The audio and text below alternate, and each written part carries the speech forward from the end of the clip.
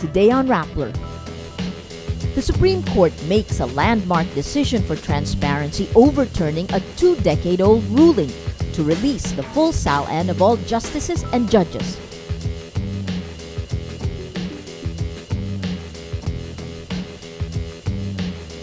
Judicial Bar and Council member Senator Chis Escudero says the next Chief Justice should come from outside the circle of the President's family, friends, and the current Supreme Court justices.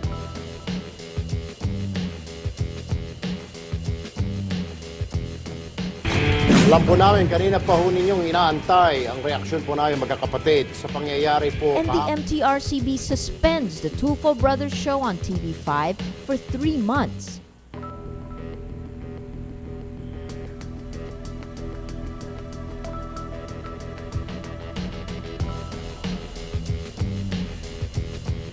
Hello, I'm Maria Ressa. Welcome to Rappler, your social news network. Overturning a 20-year-old guideline, the Supreme Court will release the 2011 Statement of Assets, Liabilities, and Net Worth, or SALN, of all judges and justices in the country. Meeting in a special en banc, the Supreme Court decides on Wednesday to release the SALN of all 14 Supreme Court justices, as well as the justices of the Court of Appeals, Sandigan Bayan, Court of Tax Appeals, and the country's judges. The Philippines has around 2,000 justices and judges. Facing the media after the session convened by Acting Chief Justice Antonio Carpio, new Supreme Court spokesperson Gleo Guerra says this was a collective decision made by the justices who met a day after their chief was convicted and removed from office. Insiders say one Supreme Court justice opposed the release but was outvoted by the majority. The justice was not identified. The justices and judges' SALNs will be released on June 13th. In the past, invoking a 1989 resolution, the Supreme Court banned the public disclosure of the justices' SALN. Corona himself used this as basis for his refusal to disclose his SALN. With Chief Justice Corona's conviction Tuesday, his position is now vacant unless he goes to the Supreme Court and challenges the validity of the Supreme Impeachment Court's decision. The next Senior Justice, Associate Justice Antonio Carpio, 62, is now Acting Chief Justice. He is also Corona's political and personal foe. Whenever Corona was abroad in the past, Carpio presided over en banc sessions but was never named Acting Chief. The Judicial and Bar Council can now begin the process of accepting nominees and vetting them for the President. From the JBC shortlist of nominees, President Benigno Aquino III must name Corona's replacement within 90 days after May 29.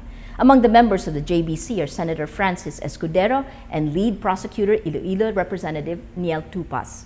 Escudero says the next Chief Justice must come from the outside circle of the President's family, friends, and the current Supreme Court justices.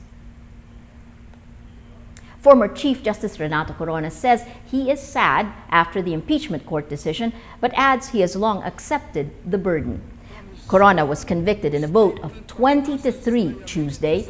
He says his fate is now up to God and the Filipino people. He apologizes to his family and supporters for, quote, placing them in a difficult situation.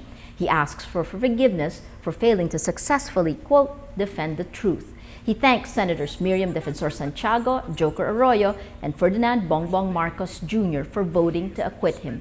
Corona maintains his conscience is clean and that he is a victim of politics. He says the entire machinery of government was used against him. Hours after the verdict, Corona's lawyers trooped to his hospital to discuss their next moves with the ex-Chief Justice. Defense lawyers say they leave the choice to appeal the ruling to the Supreme Court to Corona.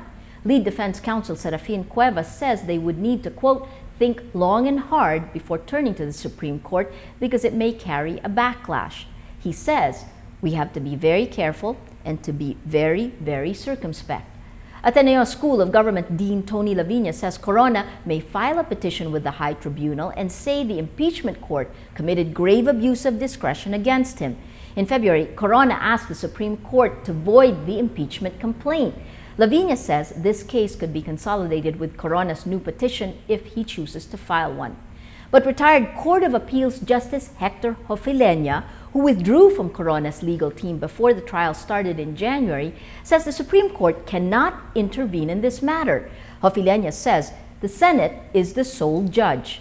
House Majority Leader Neptali Gonzalez said last week that even if Corona goes to the Supreme Court, he will not be able to get enough votes to overturn the conviction. Gonzalez said in a press conference, "I don't think the justices still have the guts to side with him. I don't think he has enough allies at the Supreme Court to even get a TRO." Senate President Juan Ponce Enrile says the Senate will not back down on its decision to convict Corona. In a television interview, he says, quote, "If they question the jurisdiction of the impeachment court and reverse our decision, we will defy them. And if they want a constitutional crisis in this country, they will have one." Businessmen applaud the result of the 4-month-long impeachment trial. The Makati Business Club says our country has taken another major step on the road to political maturity. Foreign and local businessmen are more concerned about the integrity of the process. Businessman Manny Pangilinan says good governance will benefit the country's democracy. He adds foreign investors believe the decision should be respected. San Miguel Corporation President Ramon Ang shrugs off the effect of the trial, saying none of his investors or business partners even asked him about it. Newly appointed envoy to China, Sonia Brady, will fly to China to help ease tensions in the disputed Scarborough Shoal.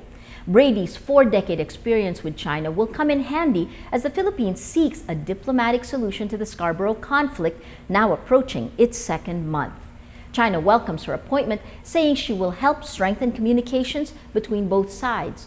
Experts say a Philippine ambassador to China is crucial because the standoff is more diplomatic than military in nature.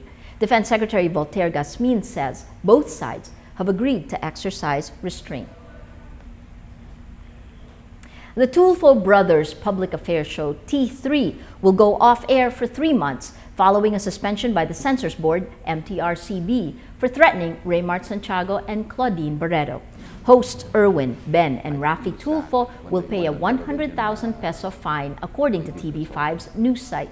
MTRCB earlier imposed a 20-day suspension on their show. TV5 President and CEO Ray Espinosa calls the MTRCB order a, quote, violation of press freedom. In a recent interview with Rappler, Montulfo said his brothers were wrong to threaten the celebrity couple on air. Well, let's now look at Rappler's Wrap for today, a list of the 10 most important events around the world you shouldn't miss. At number 3, a dozen countries, including the US, UK, and France, expel Syrian diplomats in response to the Hula massacre that killed more than 100 people. A UN official says it's clear the Syrian government took part in the massacre. Syria denies the charge and insists terrorists are behind the killings. UN Special Envoy Kofi Annan met with Syrian President al-Assad, but prospects of peace remain bleak. At number 4, Mitt Romney secures the presidential nomination after taking Texas and securing more than 1,000 delegates. But a statement made by his supporter Donald Trump, raising doubts about President Barack Obama's citizenship, overshadows that victory. Obama's camp hits back, saying Romney is lacking in, quote, moral leadership. At number 6, newly elected Myanmar opposition leader Aung San Suu Kyi arrives in Bangkok on the first stop of her historic world tour. This is the first time she has left Myanmar since 1988, when she was first put under house arrest. Suu Kyi is scheduled to attend the World Economic Forum on East Asia. She also plans to travel to Europe in June, including a trip to Norway to accept the Nobel Peace Prize she won 21 years ago. And at number 10, Samsung's newest flagship smartphone, the Galaxy S3, is now available in 28 countries, including the Philippines. The Galaxy S3's impressive feature list includes a 4-inch display, an 8-megapixel camera, and a quad-core processor. For the full top 10, visit Rappler.com's The Wrap. Well, that's Rappler's Newscast for today, Wednesday, May 30th, 2012. Visit Rappler.com and watch our newscast Monday to Friday. Tell us how you feel on our mood meter. I'm Maria Ressa. As we say at Rappler, tomorrow begins today. We leave you with images from the Rappler documentary, Damned Nation by Patricia Evangelista. Dun, dun, dun, dun!